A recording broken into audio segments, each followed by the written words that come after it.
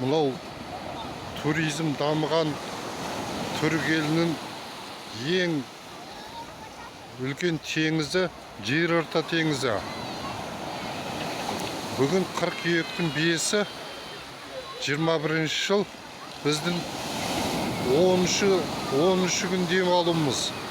Но жағаның бәрі шомылатын адамдар,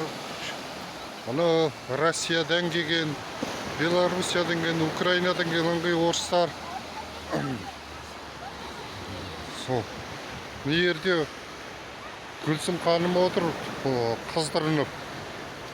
Бірақ температура көп болғанда бір 35-ақ. Анау жолдың ар жағында біздің жатқан класс домымыз.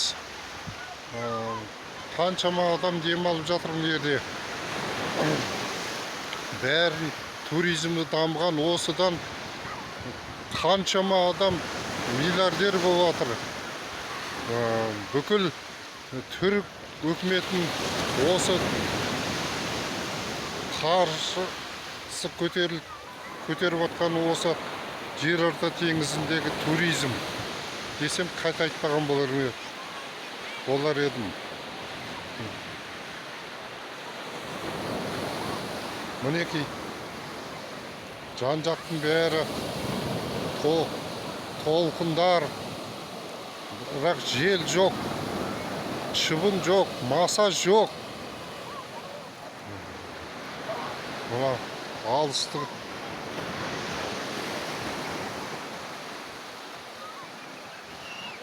Ал қазір мен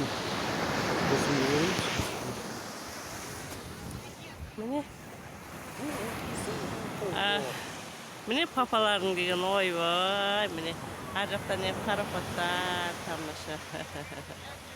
Ойбай, Басекең деген күнге қыздырынып, суға түсіп шықты, енді күнге қыздырынып жүр.